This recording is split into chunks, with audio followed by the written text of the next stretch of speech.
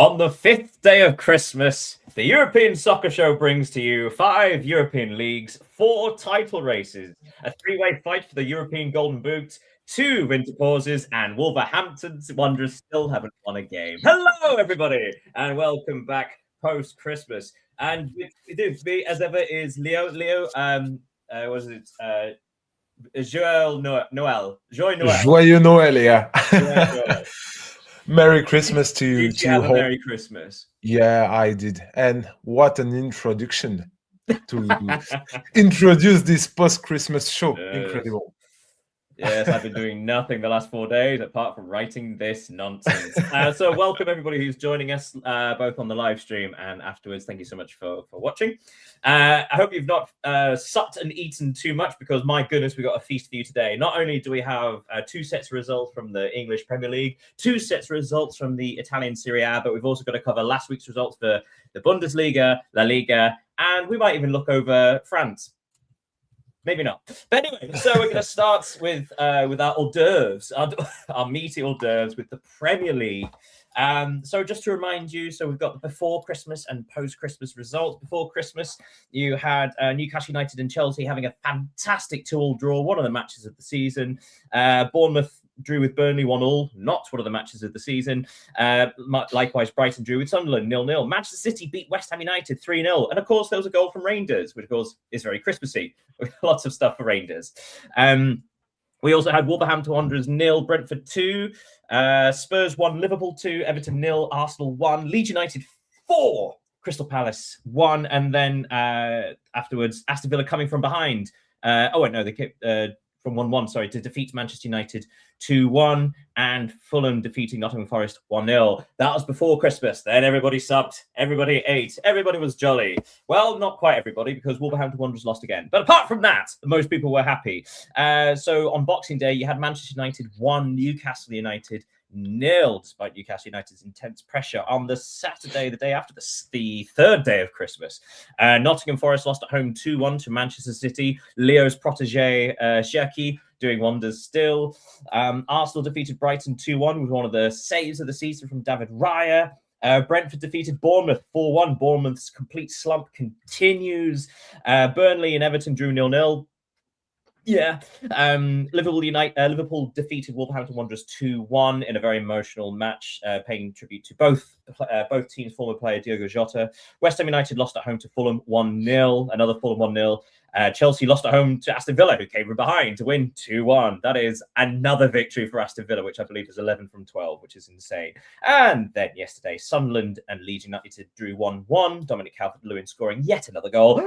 And finally, Tottenham Hotspur ended the season with a smile on their face because they actually won, winning 1-0 away at Crystal Palace. My goodness, that was a lot to catch us up on. Yeah, so I think it deserves a bravo. Merci. So let's put this down into more manageable bite-sized pieces. As we said, these were the hors d'oeuvres before the main course. So like the little nibbles and the little... what are your nibbles over Christmas for France? Because we usually have things like twiglets and whatnot. Probably some smoked salmon and... Yeah.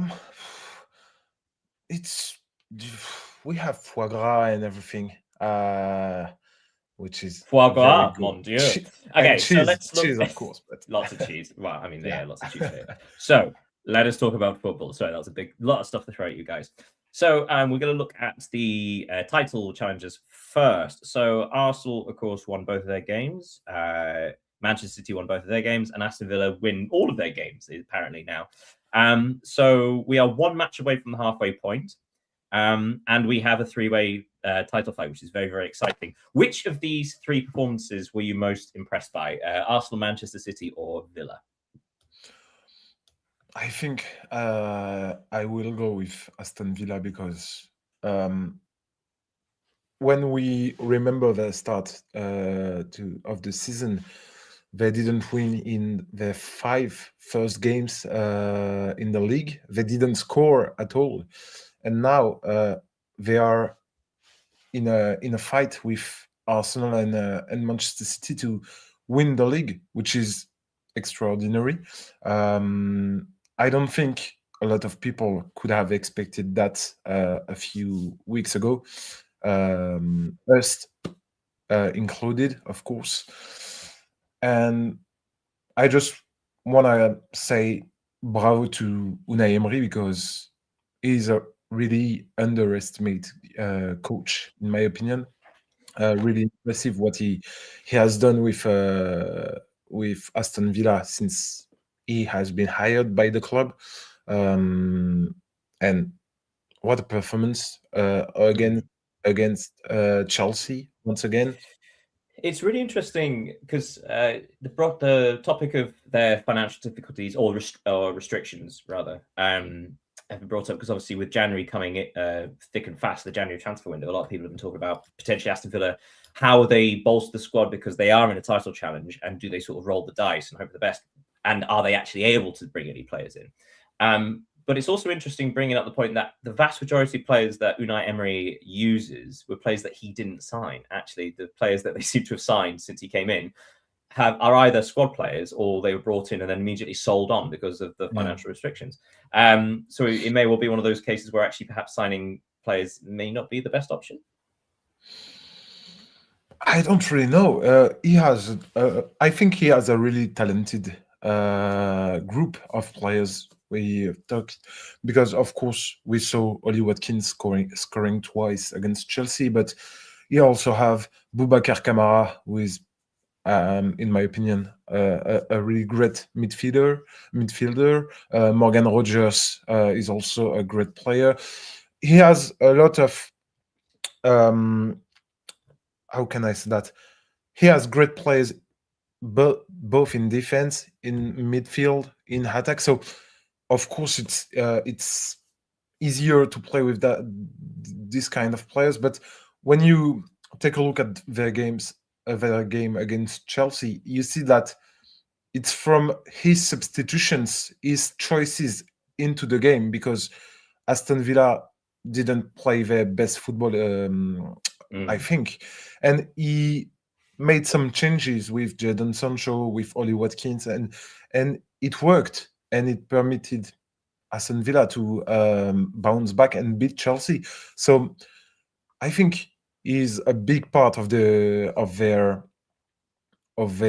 success. And I saw a piece. I read a piece in the Athletic asking, is it the best manager in the Premier League right now? Because could have Arteta or Guardiola make the same thing with Aston Villa? Well, that's a good point to bring up because, of course, a lot of Villa's performances have, let's say, lack control. And to be fair, we probably say this thing about Manchester City. It seems to be a common theme that actually throughout this wonderful run that they're on, which I believe is 6 matches, 1 in a row, 7 matches, something like that.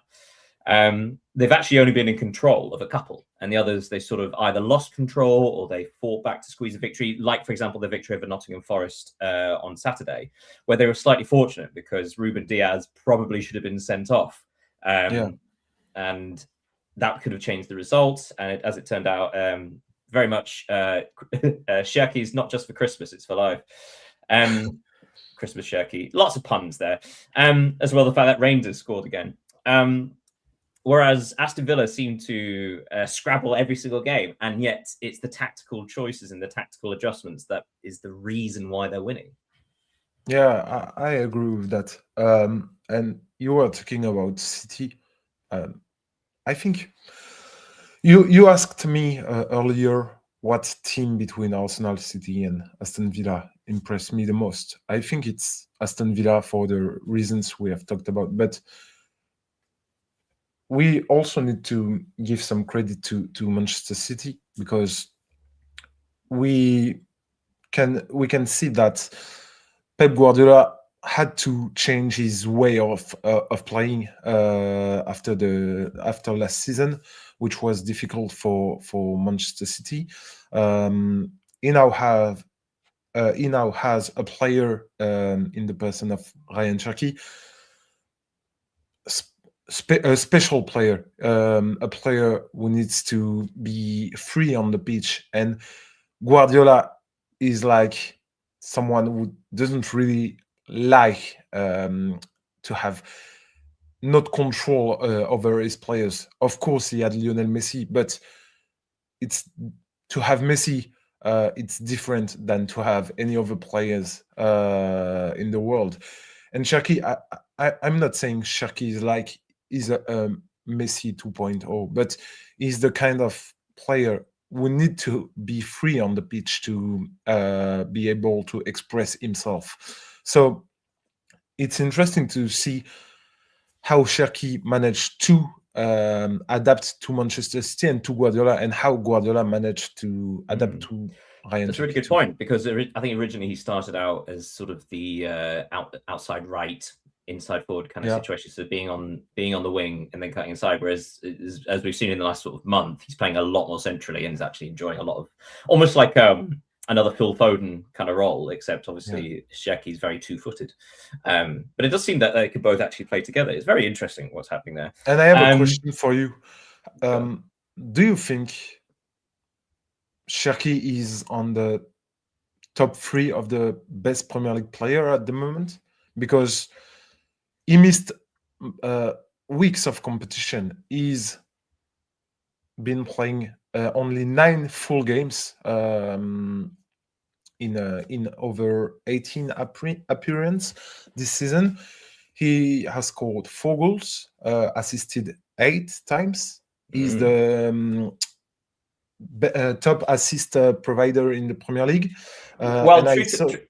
Truthfully, sorry to quickly answer before you move on. Go. It's one of those cases where I'd probably say, winning player of the month, absolutely, because the form is without question. But it's more a case of like how long a period of time this is. As you said, he's only started 9 matches, and sometimes you get players who take time to adjust to the league, any league they move to. Sometimes a player jumps in and actually they're incredibly successful before players figure them out. So it's also, probably a good idea to sort of not jump too quick into it. But he certainly had an incredibly impressive start to his career at Manchester City.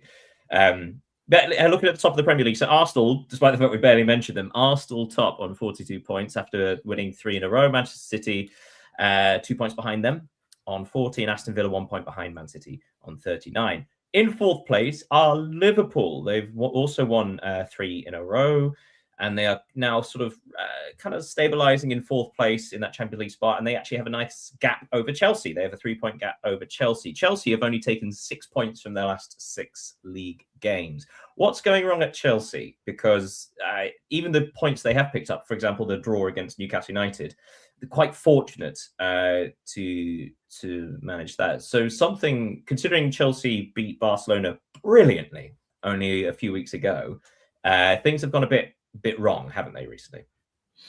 Yeah, I totally agree with what you are saying. Chelsea are a strange team to analyze, I think, because sometimes they play very well and they lose these games when they are playing well, and sometimes they don't and they win those games. So it's difficult to say. Chelsea, we have seen them in the last few months. You mentioned Barcelona, but we can also mention their victory over Paris Saint-Germain in the Club World Cup final. Yeah, they were really good in those games against big opponents. They won 3-0 both times. But for example, the games against Aston Villa this weekend, they lost it, sorry. But I think they were better. And we probably can't games... ignore the fact, sorry to jump in, but you probably can't ignore the fact that 2 of the most impressive results in the last 6 months against Paris Saint-Germain in the Club World Cup final and against Barcelona, 5-6 weeks ago. We should probably read into the fact that they were 2 teams that press very high. And also play that high intensity football, whereas Chelsea were able to at times play out from the back, but also know when to play long and have players like João Pedro who are able to hold the ball up and bring other players into possession. So it's probably one of those things where actually Chelsea a lot more impressive against teams that attack them. But of course, in the Premier League, there are very few teams that will do that. Do you think they have trouble when they need to play, when they got the ball in their feet? Well, I mean, look at again, sort of thinking back to the Paris Saint-Germain match and other big profile matches. Probably not, but once you start losing a couple of players from the back, say Levi Colwill, for example, you lose that fluidity and that familiarity you have between defenders. So therefore, it may not be quite as slick and quite as natural passing between them, all the little angles created. So that's probably why more mistakes have crept in because of injuries and defense. But we should probably move on because Chelsea are still fifth. They're still having a very good season. They are level points with Manchester United, who are also having a holly jolly time of things currently. Although, of course, they lost to Bruno Fernandes last week. But I want to look further down the table because there are some teams who are having had a wonderful Christmas period. Brentford won both of their matches, and they are up to 8th now. Brentford, who are one of the teams highlighted for a real relegation battle. Fulham, they're on a wonderful winning run as well. But I want to highlight Leeds United, who drew at Sunderland this weekend. But just after Christmas, they beat Crystal Palace 4-1. And I have to say, Crystal Palace have lost 3 matches in a row, but they've also got a small squad. They've got Europe to deal with. Inevitable this was going to happen because they've had a lot of matches, more so than any other team in the last 12 days. So Leeds United now have a 7-point gap over West Ham United in 18th place. They are undefeated in 5. Dominic Calvert-Lewin is scoring lots of goals. Have they got a big enough gap between them and West Ham, do you think? Because the gap is now 7 points. Do you think that's enough? Do you think Leeds United have shown that that's enough? They have shown that they will probably stay up now. Yeah, we've discussed that point in the past weeks. And the question was, can Daniel Farke stabilize Leeds United and help them to stay in the Premier League? Things are going clearer now. As you mentioned, they have not lost one of their last 5 games, and they have faced Chelsea, Liverpool, Crystal Palace, and Sunderland. So, which is impressive. You've mentioned the and all of this, of course, started when they lost at Manchester City, but it was an incredibly impressive defeat, for one of the better phrase. And you've mentioned Crystal Palace. When they received Crystal Palace at Helen Road, Crystal Palace were one of the best informed team away from home. So, which is even more impressive to win that way. You also talked about Dominic Calvert-Lewin. He had a very difficult last year with last couple of years, actually. Last couple of years. A lot does seem to rest on him staying fit because his injury record has been awful. But he's had a run of games and he stayed fit, and it shows that actually his quality is still there. He has now scored 7 goals in his last 6 games, and the more important, because you can score a hat trick in 2 games, but no, he has been doing so in 6 games in a row. So it shows that he's in a superb form, and of course it helps to have this kind of asset in a team battling to stay up. So of course, free transfer starting to look like a savvy bit of business, actually. We should have to move on, though, because we are 90 minutes in and we are still on the Premier League. But again, it's chunky because we've had a couple to deal with. We're going to do the same thing over in Italy. That's right. Rather go to the main course of our meal today, we're going straight to the panettone. So, in Serie A, before Christmas, pre-Natale, I believe it is. So Lazio drew 0-0 with Cremonese. Juventus defeated Roma 2-1. A brilliant result there. Cagliari 2, Pisa 2, Sassuolo 0, Torino 1. Torino getting a valuable victory there. Fiorentina, the big news was Fiorentina won their first game of the season. Finally. It helps that Udinese got a red card in the 7th minute, and I believe it was their goalkeeper that got sent off. But still, Fiorentina won 5-1. That brought smiles to the faces. And Atalanta won at Genoa 1-0. We'll talk about the Supercoppa Italia after we've done the league. Let's go to the weekend's results. So just passed on Saturday, Parma defeated Fiorentina 1-0, despite the fact Fiorentina were actually the better side, probably. But things are looking slightly better for Fiorentina, but that's not saying much. Lecce 0, Como 3. Como refining their form. Torino 1, Cagliari 2. Cagliari, another impressive performance from Cagliari. Udinese 1, Lazio 1. Keenan Davis, 5th minute of stoppage time, equaliser for Udinese. And Pisa 0, Juventus 2. Juventus scoring 2 late goals to squeeze that one through. On Sunday, AC Milan beat Verona 3-0 through goals with Christian Pulisic and a couple from Christian Nkunku. Napoli won 2-0 at Cremonese through a couple of goals from Rasmus Højlund. Bologna 1, Sassuolo 1. Bologna's form again sort of starting to stutter. And Atalanta 0, Inter 1. Solo goal from Lautaro Martinez.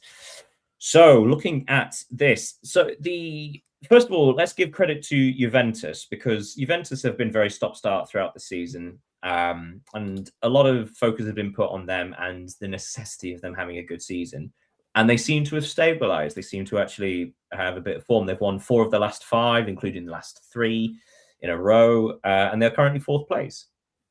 Yeah, and they have beaten Bologna. They have beaten Roma in these games. The 2 teams directly competing with them for 4th place. Yeah, and today they are 4th. They maybe we don't really talk about them because they are other teams. Maybe we can think about both Milan's team and Napoli, especially. They are maybe more starstruck than Juventus, but Juventus are doing great these days. And their next games, I think they can win. They will play Lecce, Sassuolo, Cremonese, and Cagliari. I think they can win a lot of points from these games. So it will be a good opportunity for them to stay in the top 5 teams, and potentially close the gap to the top. I should point out, so currently Inter are top on 36, AC Milan 35, Napoli 34, they're your top 3, and then Juventus on 32. However, Juventus have played a game more because all 3 of those teams and Bologna were playing the Supercoppa last week, so a 1 match behind. But you make a very good point. So the fact that Juventus have a kind run of fixtures means that, say, in 3 or 4 weeks' time, the gap actually might be a lot closer, because these other teams, not only do they have their own set of fixtures, but they've also got to have an extra one in there as well to catch up. Yeah, and also it's important. It's important for them to win these games in January, because after that, there will be the Champions League knockout stage and everything. So if they can win these points now, maybe the other teams will lose points in March, April, if they go far in the European competition. Even if, of course, AC Milan don't play in European Cup this season. It is bad to think that AC Milan is still undefeated after the first day of the season. Yeah. Which is an insane run of fixtures.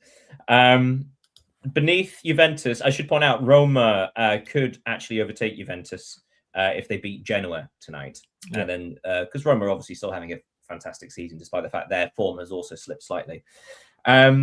We mentioned it earlier, going sort of back down to the bottom. Fiorentina won their first game of the season, which was huge. 5-1 victory, brilliant performance, and sort of you could feel the tension release slightly.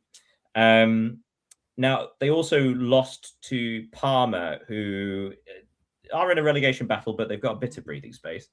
But it has to be said, Fiorentina are still 5 points behind Genoa. So hypothetically, if Genoa beat Roma tonight, probably won't happen, but if they did, Fiorentina would be 7 points from safety. It's that mad thing that I think we said about Wolverhampton Wanderers, that even if they won 3 matches in a row, they would only just catch up to 19. Yeah. That's how far behind. So likewise with Fiorentina, they need to win 2 matches just to get within touching distance of safety. Yeah.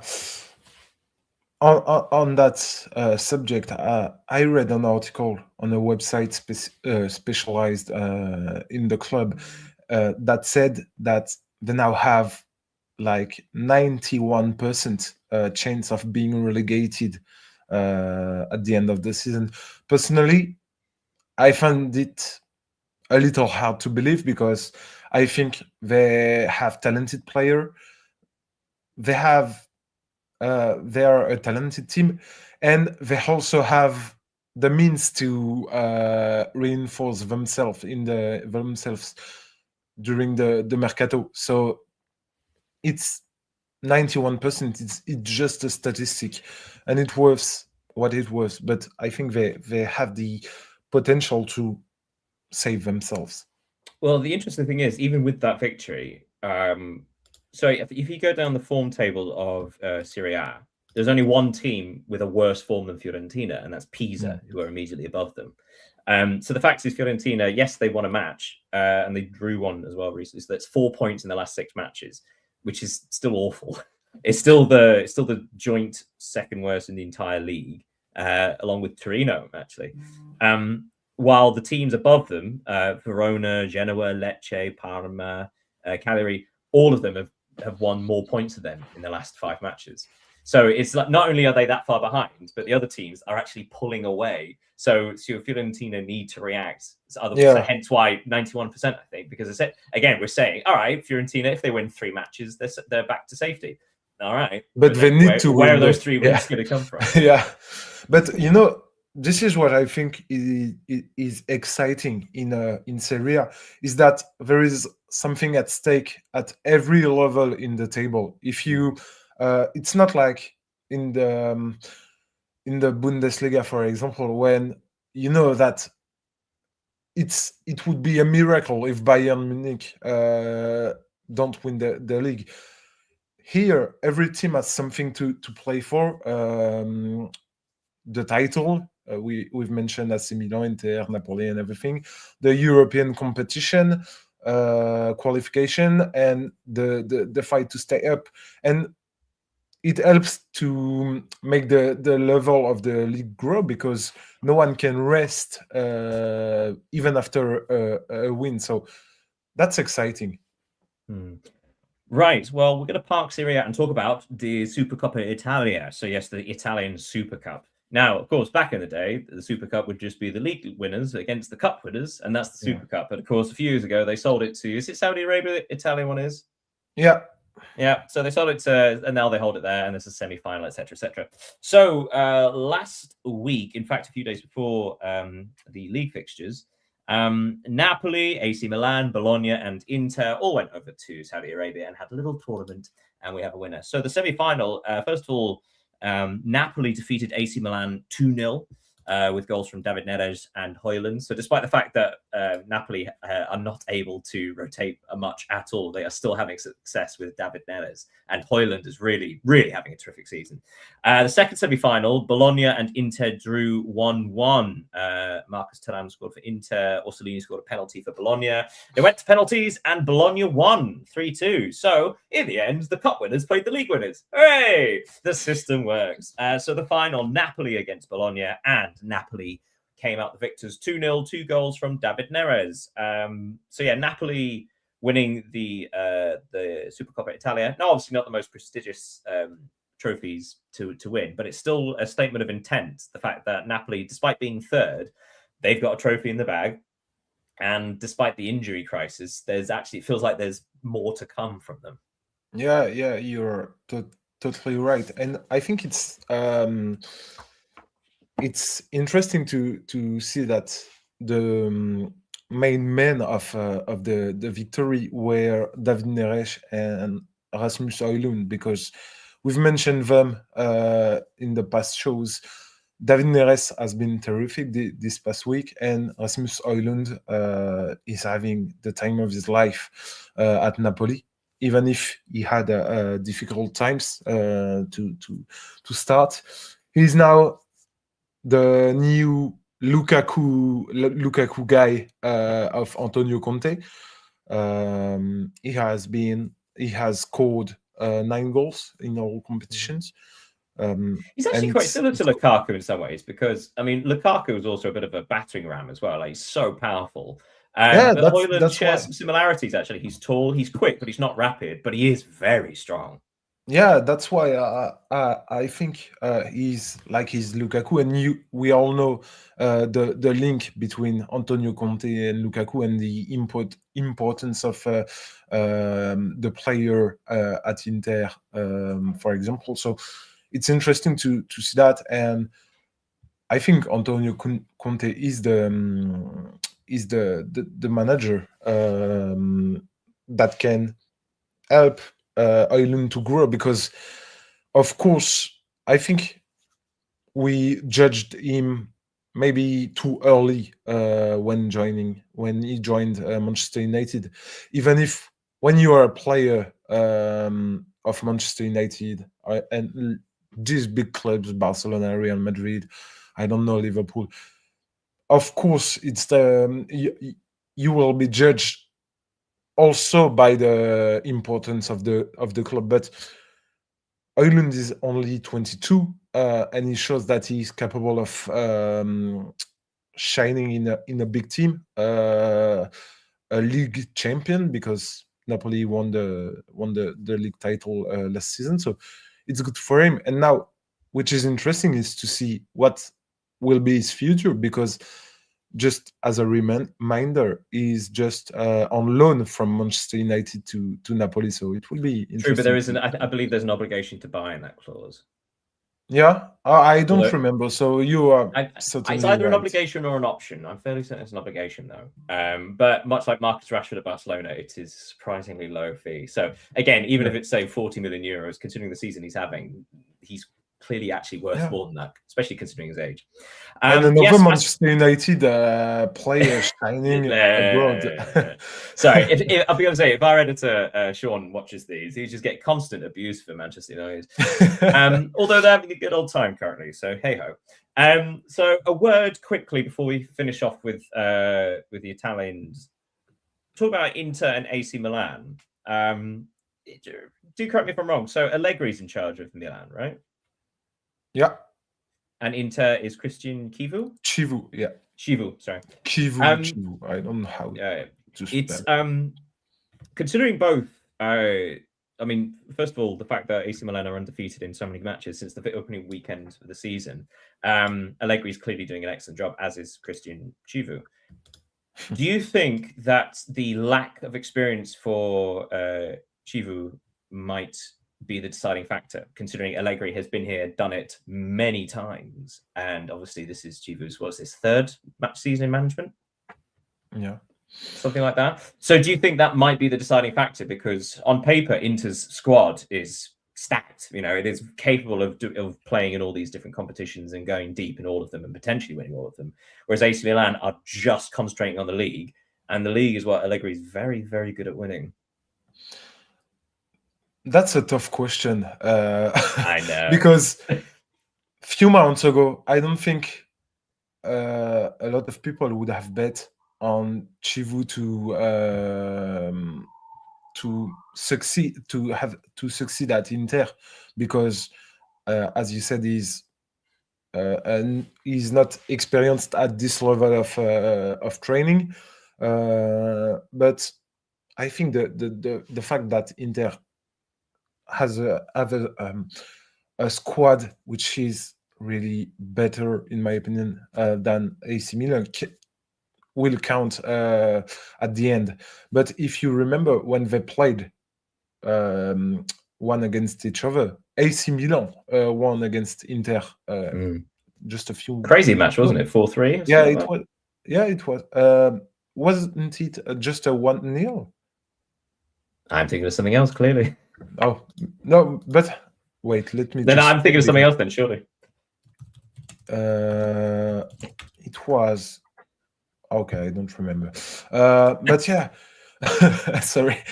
But yeah, I think Inter will win this league because last season we do not forget that they lost everything on the line, whether it was the league, the Champions League, the Cup.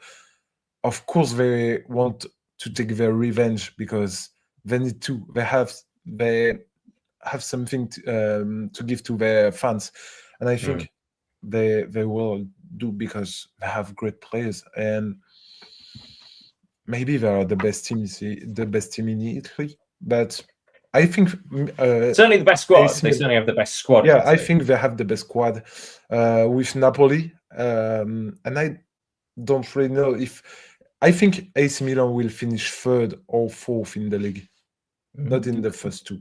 Big cool. Right. Okay. So we're going to leave that there, and we're going to move off to Spain. I've lost where my Christmas dinner analogy is, but apparently we're going Spanish with this one. Yeah. So going back before Christmas, because Spain had no midweek games or any this weekend, so something of a break, even though it's not an official one. So in La Liga, Valencia and Mallorca drew 1-1.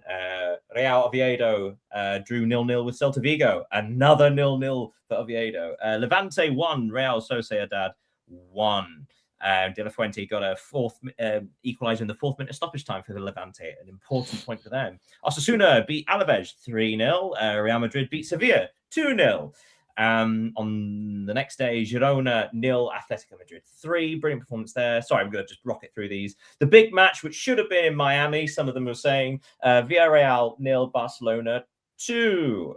Again, helps that Villarreal got a red card in the first half. Elche 4, Rayo Vallecano 0. Brilliant performance there. Real Betis 4, Getafe 0. And Athletic Club de Bilbao 1, Espanyol 2, coming from a goal down to claim the victory there. So La Liga, the state of things. Barcelona are top on 46 points, and Real Madrid are second on 42. And then now you've got a bit of a gap between them and Atletico on 37. So not only it feels like a 2-horse race, but Barcelona really are building momentum, aren't they? Yeah, they are. And you've mentioned Barcelona victory over Villarreal, but Villarreal, they have 2 games in hand. So they are. Sorry, I'll say that. So you're right. Atletico Madrid have 37 points. Villarreal have 35, only 2 points behind. But you're absolutely right. They got 2 games in hand. But the worry is, of course, that as I think we mentioned last time we met, Villarreal. Perhaps one of the reasons they struggle in Europe is because they can't do the 2 matches a week thing, so they concentrate in the league. So therefore, if they have another fixture pile up because of these two extra games, maybe they're not given. They're not given. But sorry, I interrupted you. So no problem. You said. For Barcelona, they secured a valuable win at Villarreal. So before Christmas, it was really a thrilling game between those two. It wasn't perfect from Barcelona. Once again, I want to say Villarreal could and maybe should have scored if Garcia didn't make some great saves. They had a lot of chances, but never mind. They managed to come out on top in the end. You mentioned the 9-point lead now over the 3rd place. It was another game in which Rafinha was brilliant. He proved decisive, and since he returned from injury, so the game against Chelsea in the Champions League, even if Barcelona lost 3-0, he has been terrific, and he shows why I don't think he's Barcelona main man, but he's in the top 3 most important player for Barcelona, and both and on and off the pitch, because he has a status and he proved that he's worth it. So I want to applaud Rafinha for everything he's been doing with Barcelona, because he has been great. Yeah, certainly since like I said, replacing Rashford in the team, and considering it's such a good season for Rashford, he had to step up. Of course, no one had a jollier Christmas than Kylian Mbappe, partly because the Christmas present he has been ordered to receive from Paris Saint-Germain in the tens of millions of euros. But also, so do you want to reference? So you say Mbappe received 18 out of 18. What's that referencing? Yeah, it's because he has simply scored 18 goals in 18 La Liga games this season, which is good round number, isn't it? Yeah. And for sorry. yeah, no, just to say that for Real Madrid, the situation is really simple. When Kylian Mbappe scores, Real Madrid win. So yeah. I saw an article as well, which basically laid out 2025 for strikers, because obviously currently Erling Haaland, Kylian Mbappe, Harry Kane posting stupid numbers in regards to goals scored and provided in a couple of cases. But Mbappe has scored the most goals. He is the top goal scorer in 2025 in the top 5 European leagues, which I don't know. It feels like it goes under the radar slightly, because Erling Haaland currently seems to be more prolific, especially at the start of this season. But like, he's very much just the end result for Manchester City. Harry Kane basically just dominating the Bundesliga, but also he creates quite a lot from deep as well, whereas Mbappe creates from the front, which, if you see what I mean. So as opposed to Harry Kane, who can play those insane passes and has the vision, Mbappe creates those opportunities, but still manages to basically to make the right choice at the right time. I think Harry Kane is the most complete player of the 3 you have mentioned. And Haaland and Mbappe have different profiles too. So it's interesting to see that 3 different profiles are the 3 best top scorer of the year, because Harry Kane, I think, is more like a playmaker for his teams. Haaland is more a box player, but Mbappe, I think this is kind of my point. But it doesn't. I suppose I didn't really think that Mbappe had done more than those 2, but he has scored more goals. Do you think? Ironically, despite the fact he's probably the most expensive free signing in history, free. But do you think he actually gets the credit he deserves in this season, considering the stuttering form of Real Madrid? He seems to have remained consistent. But then I suppose that's why you get world-class players, I guess. Yeah, I think that's simply the reason, because he's a world-class player. Even when he played at PSG, sometimes a lot of games, to be honest, were bad from him. But he scored. And what's his role? What do people wait for are asking Mbappe to do is to score goals. So even if he is not the best in, I think his footballistic IQ needs to be improved. We've discussed that last time in my I think, but he's a terrific goal scorer. If you give him, just let him some space, and you're like 90% sure he will score a goal. Like Erling Haaland, when he's in the box, he will always find the net. And Mbappe, when he knows that at the end of the season there is a World Cup, you can be sure that he will be at his top form. I would say as well, like, for the first time, England may actually get Harry Kane, who's not exhausted, because he's finally had a break mid-season before the tournament. With fingers crossed. Interesting. So actually, let's look at the bottom of La Liga. So I did reference it before, Levante drawing 1-1 with Real Sociedad. The reason I highlighted it was because Levante had lost 5 matches in a row before, like, say, De La Fuente scoring from the penalty spot in the 4th minute stoppage time. So sort of stopping the rot. They are currently bottom on 10 points, 1 point behind Oviedo, and there is now a gap being created between them and Girona. Girona is still 18th, but they are 4 points ahead of Oviedo. 1 point ahead of them, Valencia. 1 point ahead of them, Real Sociedad. So Sociedad are still within 1 defeat of going into the relegation zone. And then 1 point ahead of them, you have Osasuna, Mallorca, Alaves, Rayo Vallecano. This is turning into quite the fascinating relegation fight, isn't it? Maybe not for all 3 teams going down, but that last relegation spot, currently you've got 7 teams all within 3 points of each other. It's tense, isn't it, for a lot of these sides? It is. And we have to mention that contrary to the Premier League, Ligue 1, or even Bundesliga, there is no playoff game for the 17th place. So the last 3 of the table, they will be relegated, and this makes the situation very exciting, because if you're in Premier League, if you're 17th, you have the opportunity to stay up, but not in La Liga. So you need to gain points, and always try to win these games. Having only 3 points between 18th place and it's like 12th place. Yeah, it's impressive. It's incredible. And I noted that quite a few leagues have this configuration at the moment, and which makes we've talked about Serie A just before, and which makes them all exciting. So yeah, it really is exciting, and it's wonderful for it's wonderful for, because we reference it with the Premier League, how the last 2 seasons the 3 promote teams were the ones went down, and it becomes a bit stale and samey.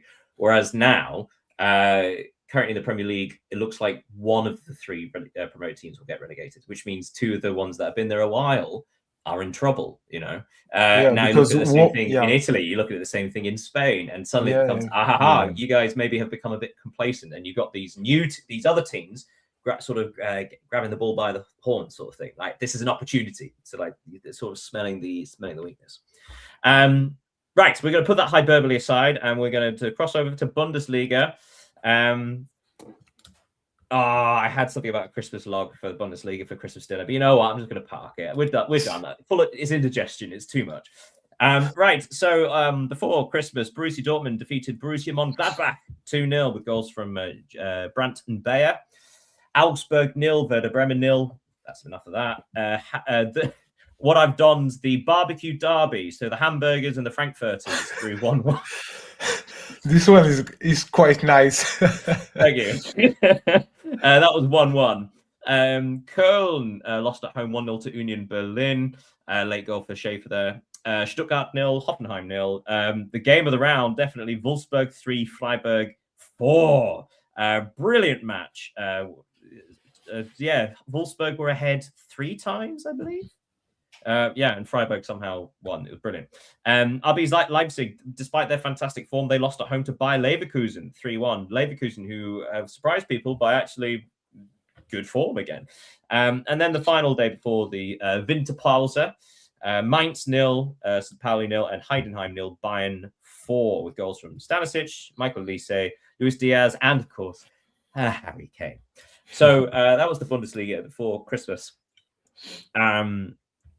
So in a couple of weeks, I'm intending to do sort of like a mid-season review for all the leagues, because obviously we get into the halfway stage and things, so on and so on. But it's hard to give Bayern anything other than, because we've said this, but anything other than an A+, A star, whatever you want to call it, because they've only dropped 4 points all season, which is remarkable consistency. But then when you see there are goals from Olise, Diaz, Kane, and of course on the bench you've got Nicholas Jackson, and you still got Musiala to come back. It's starting to think like this squad is disgusting, isn't it? They have not. I mean, to be fair, they did invest a lot of money in Luis Diaz, but actually he seems to have complemented the side really well. Yeah, I made some math because of course Bayern are a scoring machine, and they have already scored 55 goals in the league. So just say in 15 games, it's okay. They got 22 more than Leverkusen, who are the second top scorer in the league. If we just talk about teams, and it's an average of 3.6 goals per game, which is just outstanding. When you watch Bayern Munich, you just know that there will be goals, and not only 1 or 2, but a lot of. Which is funny because I've noted that there was 3 0-0 draws during this match day, which is quite unusual for the Bundesliga. So yeah, but they were getting ready for Krampus. But yeah, so actually, talk about credit. I feel like more credit needs to be thrown Leverkusen's way, because they've got 12 points from the last 6 matches, and in that time they beat Newcastle United in the Champions League. They're potentially, well, they're currently, I think, 9th or something like that. So they are very close to actually going through automatically to the next round of the Champions League. So if it does feel like they were vindicated in actually getting rid of Ten Hag so early on in the season, because actually they've stabilized and have they've stabilized. They've, again, decent form throughout the season. They've won some important matches. And I think they only drew 0-0 with Dortmund, I think, in a very dull game. That might have been Leipzig. But yeah, so Leverkusen, do you think they deserve a bit more credit? Because currently Dortmund seem to be sort of nonchalantly walking away to second place because they're just doing kind of enough, but not actually anything special. Whereas Leverkusen and Leipzig seems to be Leipzig seemed to be very impressive for a long period of time and then have a stumble. Whereas Leverkusen, sorry, this is a roundabout way to get to the point, but Leverkusen do seem to have like scrapped and fought for a lot of the season, and yet they are still in a good place. So therefore, credit needs to be given to them, surely. Yeah, Leverkusen, they make me think a little about of Aston Villa, because they had a difficult start to the season.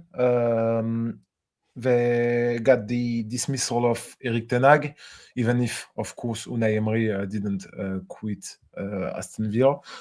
And now they are third in the league after the victory over Leipzig, who have now lose two of their two last games. Sorry, and you've mentioned Dortmund, and I think I find incredible is that Dortmund they have only lost one Bundesliga game this season, but they are still 9 points behind Bayern Munich.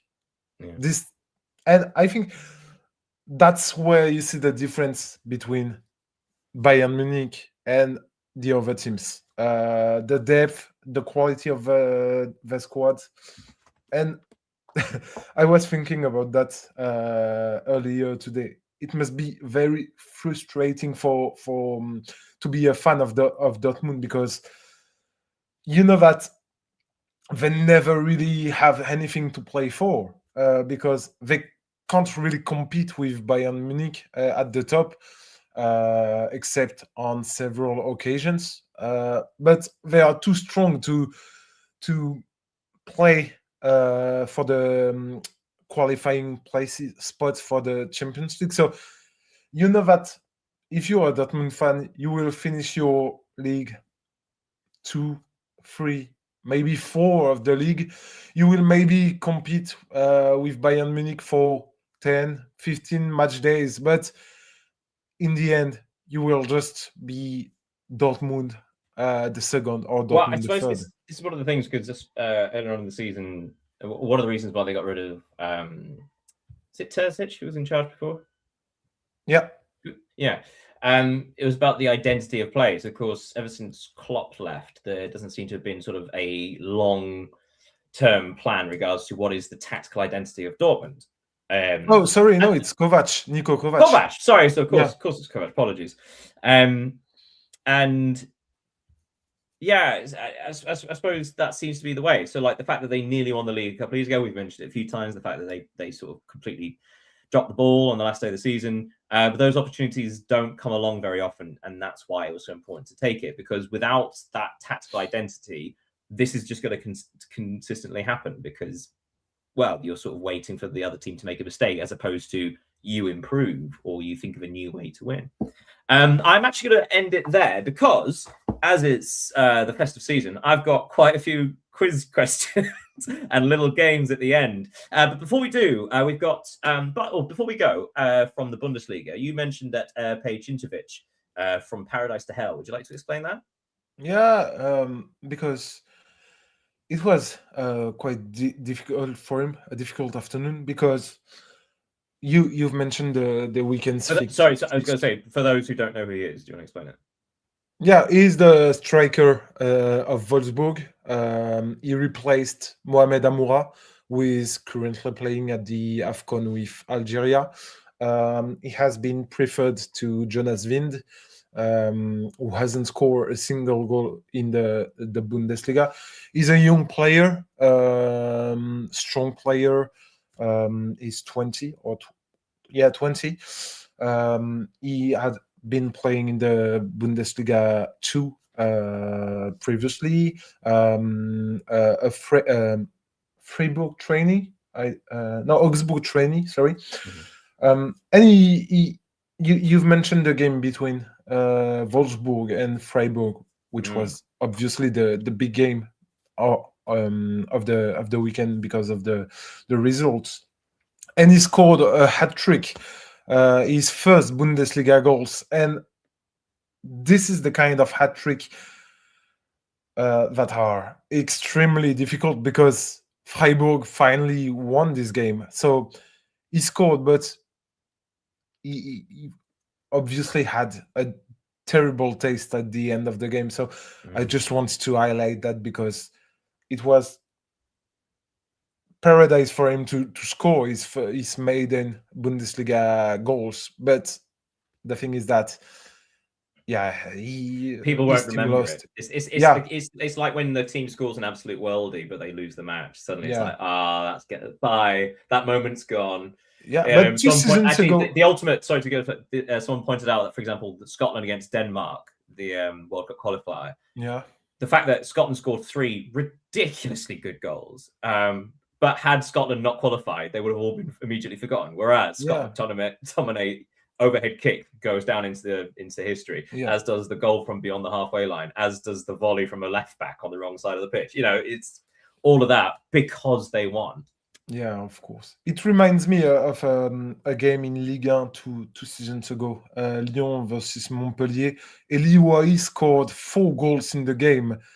Montpellier were winning 4-1, and then Alexandre Lacazette scored also 4, and the game went from 1-4 for Montpellier to 5-4 to Lyon. So Eli Wahi scored 4. But nobody remember it. And chances are he wasn't even man of the match. Yeah, that's cruel. He was. Right. So before we get into all my lovely Christmas questions, although they're nothing to do with Christmas, 3 things we may have missed this week. You want to lead off with this one? Yeah. First, because we didn't talk about France today because there was no game. Sorry. We should point out, we're not talking about Ligue 1 because not only did they not play this week, they didn't actually play last week in Ligue 1. They did play in the French Cup, however. Yeah, and there was no real Leo, surprise. You've got, in 5 words, did anything happen in the French Cup last week? Brest were eliminated. And 15 of the 18 clubs in Liga were qualified. Or 16, I don't remember. But so Brest were eliminated. That was the only shock. Brest fell. Brest fell flat. Yes. So sorry. Bravo.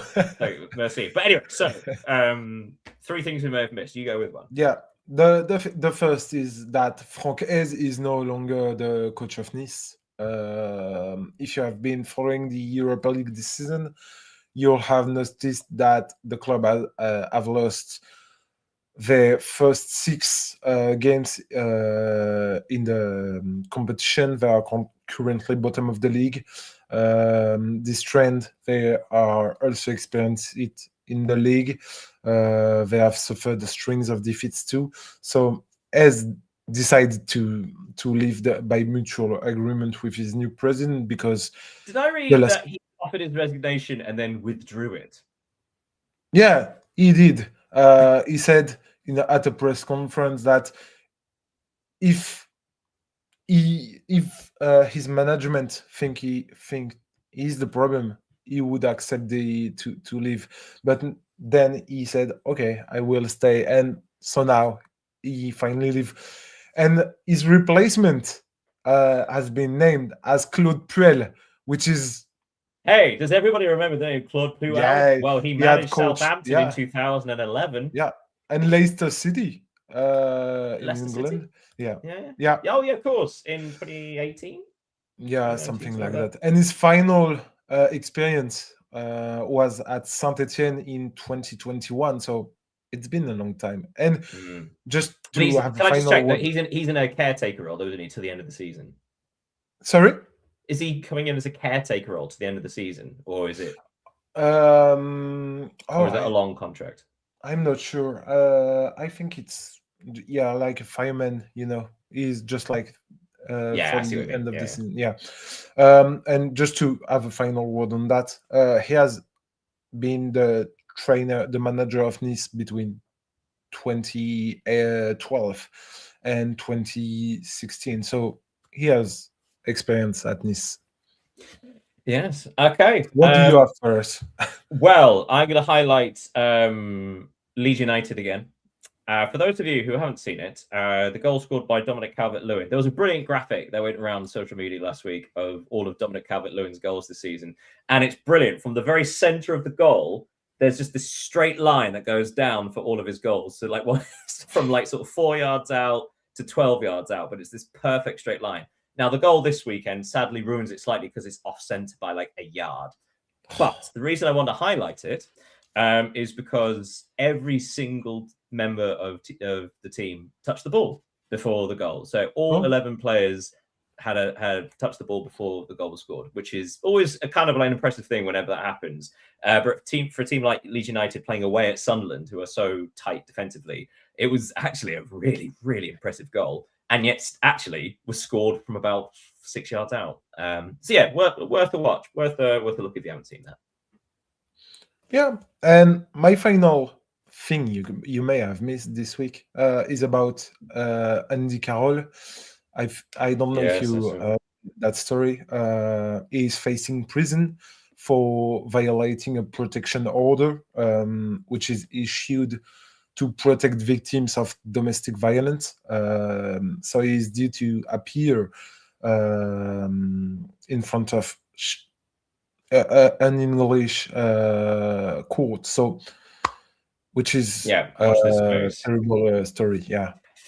Yeah. But we're gonna sort of give that serious story its space, take it over there, and we'll wait for further developments. But for now, we're going to go to stupid games. That's right. We're going to end the section with some silly games from me.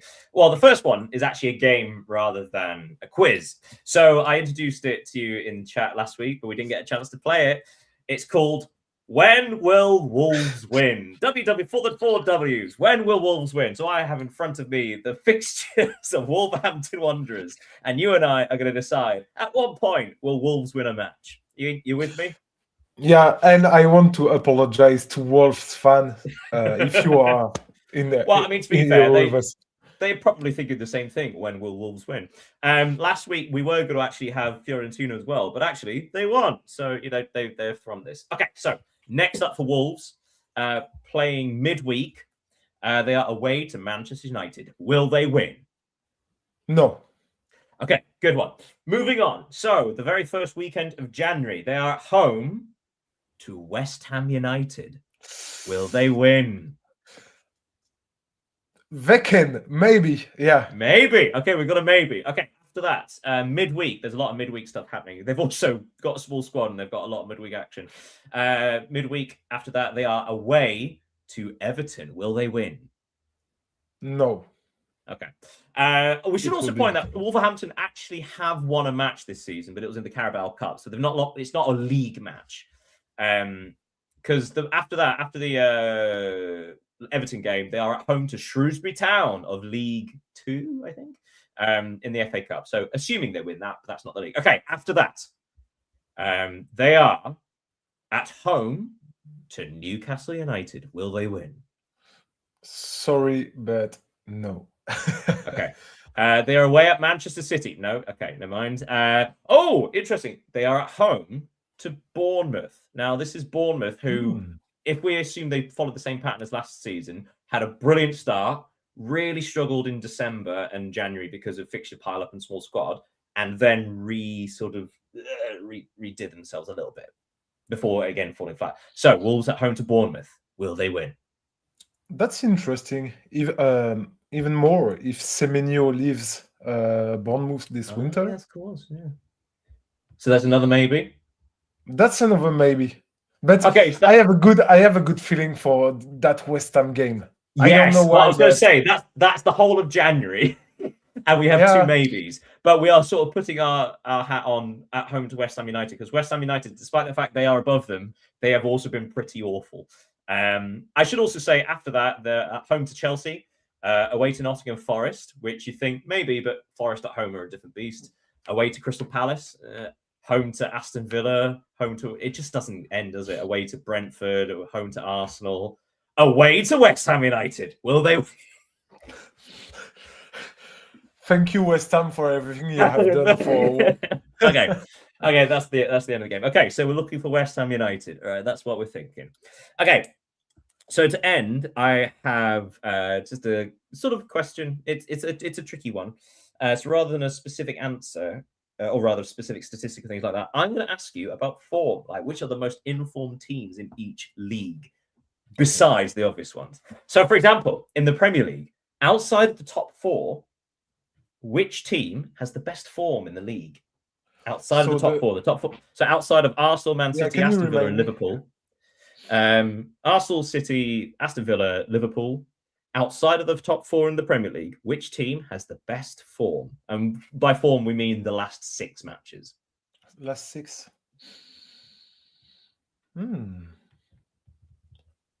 Brentford, no? It's a good guess. Brentford have 10 points from the last 6 You have mentioned it earlier, so I have. I remember. Yes, but I mentioned someone else earlier as well. Leeds United. Good guess. 9 points in 6 matches. So it was not Brentford. No, Brentford have 10 points. Okay. Brentford have won the last 2 matches. They have another win, another draw. So they good form, but not as good as I would have loved to say Wolves, but but Liverpool have been doing great. They're 4, so outside the top 4. Oh, okay. I don't think I know. See, the reason this is so hard is because I've been going through all the leagues and sort of like, obviously the top teams are pulling away and their form, and the bottom teams tend to sort of sink down. But you've got, because of all these interesting teams in the middle, they're all obviously winning the similar amount of points. So actually we have in both the Serie A, in sections of La Liga, in the Premier League, you have these big sections where teams can jump because they all basically are winning the exact same number of points as each other. Also 5-6 matches, but one team has rapidly climbed the table. Relegation threatened only about 4 weeks ago. Oh, barely bought anyone in the summer. I don't have any idea. They've won 3 matches in a row. The last 2 have been 1-0 victories with solo goals, sole goals from Raul Jimenez. Wait. Why am I like that? Raul Jimenez. Sorry, it's Fulham. It's Fulham. Fulham have won 4 matches, 4 of their last 6 matches, and they are currently 11th. Oh, 10th. They are 10th. They're up to 10th. So considering it again, only a month or so ago, we will, including myself, we were all talking about them being in a relegation battle. They seem to be okay now. Yeah, incredible. Let's do that again, but this time Serie A. So outside the top 4, Inter, AC Milan, Napoli, and Juventus, which team has the best form over the last 6 matches? And by form, we mean number of points won. Yeah. This one's a bit easier because it's a tie between 2. Can it be Como? Como is one of them. I'll give you that. The other one is the team currently in 15th. 15th? Mm. Oh. La Cremonese. No? Oh, no. Cremonese are much higher than that. No, it's Parma. Okay. Parma have won 10 points in their last 6 matches to really pull away from the relegation zone. That's it. Okay, 2 more. So in La Liga is a bit easier. So La Liga is just aside from Barcelona. Yeah, I know that. Apart from Barcelona, Espanyol have been really great. 5 wins in a row for Espanyol. Currently, and they will play the derby de Barcelona this weekend. Really exciting. Really exciting. And then finally, of course, the Bundesliga, outside of the top I mean, actually, this is kind of a stupid one because it's so close between everybody. Let's say in the bottom half. Actually, no, that's stupid. Gladbach have been doing I'll well. I'll do it this way. Outside of the top three, who is the best form? So the top three is Bayern, Dortmund, Leverkusen. Yeah. This is a bit of a rubbish. All the other ones were fun. This one's a bit sneaky. Union Berlin, Stuttgart have been. No, Stuttgart's their form's really dipped recently. Okay. Hoffenheim have form outside of the top three. Sorry, they are fifth. They are fifth. They are ahead of Stuttgart and Frankfurt. Yes, and finally, the last question, which actually I think is pretty easy. You'll get this one. Okay, so there are two teams out of all the form in the last 6 matches. There are 2 teams that have not won a single game in their. In fact, they have lost all 6 of their last matches. They have a big fat 0. So, which 2 teams across the top 5 European leagues have the worst form? Both of them are the only teams to score no points over the last 6 games. Specifically, yeah, only 2 teams. One you can probably guess already. Nice. Hey, Nice. That was the other one. Of course, the other one being Wolves. Yeah. So not so nice for Wolves because they're both pointless in the last 6 matches. Yeah. In Wolves' case, longer. Okay. They are nice Wolves. Yes. So that brings us to the end of this extra long episode. But of course, we had extra lot of things to catch up on. Things to look forward to next out. Well, there's more midweek action in the Premier League, and oh my goodness, I do believe it's Aston Villa against Arsenal. Yeah, very exciting, very exciting. But we'll cover that next week. Hey, it's been so good seeing you, so good talking to you. Thank you everybody for joining us, and thank you for sitting through this extra long episode. With me, as ever, was Leo. Merci, Leo. Thank you, Daniel. Thank you to all the people watching us. And just to let you know, we will talk about the AFCON after the group stage is finished to make. We'll have a sort of a roundup. Yeah. I say we, you are way more informed than I am. We will in most things. Thank you, everybody. Have a great new year, everybody. And we will see you in 2026. Yeah, and see you next year. Yeah. Goodbye, everybody. Goodbye. And